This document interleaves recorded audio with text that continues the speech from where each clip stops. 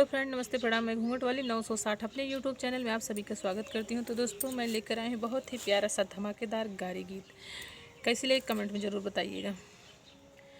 जौनपुर सहरिया से आवे फेरी हरवा हो, जौनपुर सहरिया से आवे फेरी हरवायर के ले है सतरंगी साड़ी। हाँ, सीताराम से भजो अपने महलिया से बोले ली समधीरम के बहिनी हो, अपने महलिया से बोले समधीरम के बहिनी। हमले बैसत रंगी साड़ी। हाँ, सीताराम से भजो अरे हमले बैसत रंगी साड़ी। हाँ, सीताराम से भजो। अरे सड़िया पहिरी जब निकली से हरिया हो, सड़िया पहिरी जब निकली से वरिया। अरे पछुआ बहाई ललकारी। हाँ, सीताराम से भजो।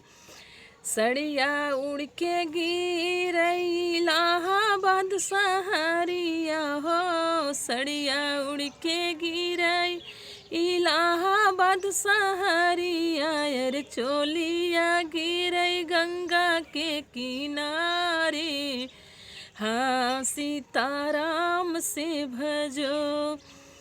सड़िया तपावै सहरिया के गुंडा हो, सड़िया तपावै सहरिया के गुंडा। अरे चोलिया पावै गंगा जी के पंडा। हाँ, सीताराम से भजो। अरे चोलिया पावै गंगा जी के पंडा।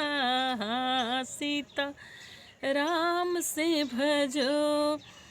जौनपुर सहरिया से आवै फेरी हरवा हो, अरे के लई है सतरंगी साड़ी। हाँ, सीताराम से भजो।